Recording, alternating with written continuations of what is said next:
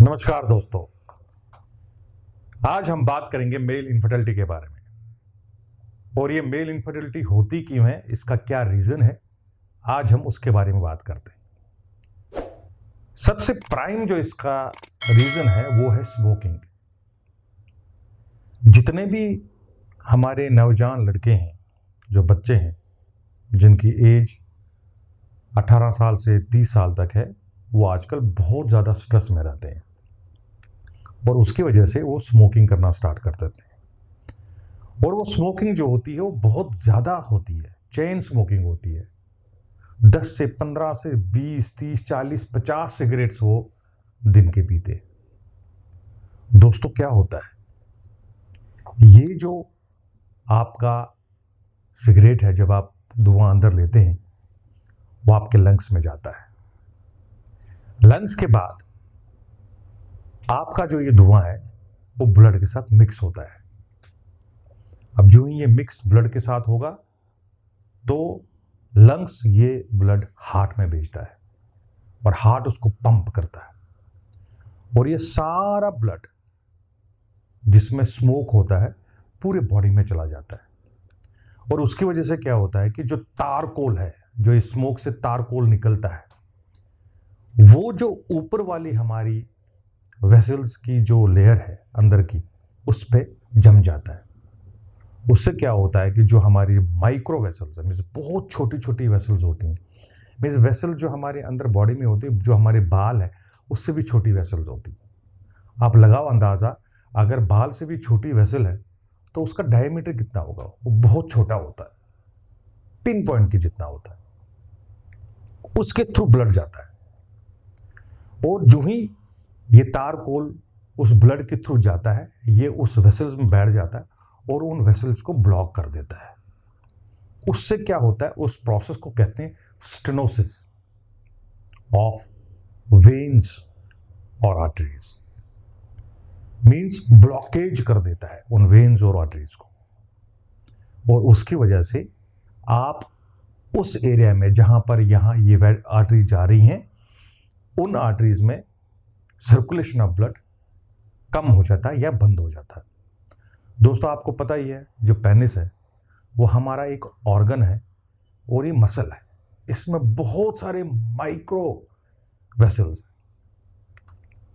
और सबसे पहले माइक्रो वेसल्स को ब्लॉक हो जाते हैं। बड़ी वेसल्स ब्लॉक नहीं होती हैं, लेकिन सबसे पहले छोटी वेसल्स ब्लॉक हो जाती हैं। और यही एक वजह है, जो ज़्यादा स्मोकिंग करते हैं उनको इरेक्टाइल डिस्फंक्शन होता है, ईडी होता है, वो सेक्स नहीं कर पाते, इरेक्शन में प्रॉब्लम होती है, प्रीमेच्योर इजैकुलेशन होता है, वो मेंटेन नहीं कर पाते इरेक्शन को। ये एक प्राइमरी रीजन है। दोस्तों, ये स्मोक टेस्टिस में भी चला जाता है, क्योंकि ब्लड तो हर जगह जाएगा, वहां पर भी ये प्रॉब्लम कर देता है, ब्लॉकेज कर देता है और उसकी वजह से टॉक्सिसिटी बढ़ जाती है टेस्टिस में और टेस्टिस स्पर्म्स को बनाना बंद कर देता है। या वो बनाता है स्पर्म्स को, लेकिन वो प्रॉपर स्पर्म्स नहीं होते हैं, क्योंकि एक स्पर्म में प्रॉपर हेड होना चाहिए, उसकी बॉडी होनी चाहिए, वो टेल होनी चाहिए, 3 पार्ट्स होते हैं एक स्पर्म में। अगर वो प्रॉपर नहीं होगा तो जाइगोट फॉर्मेशन नहीं होगा। अब जाइगोट फॉर्मेशन क्या होता है, जब फीमेल का स्पर्म और मेल का स्पर्म आपस में मिल जाता है, फिर वो अंडा बना देते हैं, उस अंडे को जाइगोट फॉर्मेशन कहते हैं। दोस्तों, बहुत ज़रूरी है, जब भी आप सेक्सुअल इंटरकोर्स करते हैं और एक सेक्सुअल इंटरकोर्स के दौरान 40 से 80 मिलियन स्पर्म्स का डिस्चार्ज होना चाहिए। अगर इतना स्पर्म्स आपके एक इजैकुलेशन में है तो आप बाप बन सकते हैं। अगर स्पर्म्स इससे कम है तो पॉसिबिलिटी ऑफ बाप बनने के चांसेस कम हो जाते हैं। दोस्तों, अगर स्पर्म की क्वांटिटी 5 या 10 या 20 मिलियन है तो आप बिल्कुल बाप नहीं बन सकते, आपको इनफर्टिलिटी हो सकती है।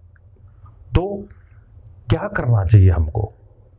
दोस्तों, प्रॉपर डाइट लेना चाहिए, हाई प्रोटीन डाइट ले लीजिए, क्योंकि स्पर्म जो बनता है वो प्रोटीन से ही बनता है। अगर आप हाई प्रोटीन डाइट लेते हैं तो प्रॉपर अच्छे स्पर्म्स बनेंगे। और आपको वॉक करना है, ओबेसिटी से बचना है, जंक फूड से बचना है। अगर ये चीज़ें आप करेंगी आपको इनफर्टिलिटी नहीं होगी। ड्राई फ्रूट्स को बढ़ाओ, अपने खाने में जो भी जंक फूड है उसको बंद करो, तेल का खाना कम करो। स्मोकिंग बहुत बड़ा फैक्टर, मैंने आपको समझाया फिजियोलॉजिकली कि क्या होता है, उसको बंद करो। दोस्तों अगर ये सारी चीज़ें आप करेंगे तो आपको इनफर्टिलिटी से छुटकारा मिलेगा। अगर आप और कोई वीडियो इनफर्टिलिटी के बारे में देखना चाहते हैं तो नीचे हमारे चैनल को सब्सक्राइब करिए और बेल आइकन को ज़रूर दबाइएगा। कोई भी जो एजुकेशनल वीडियो हम बनाते हैं पेशेंट्स के लिए, वो आपको जब आप सब्सक्राइब हमारे चैनल के तो आपको ऑटोमेटिकली मिल जाएगा। आज के लिए इतना ही, धन्यवाद।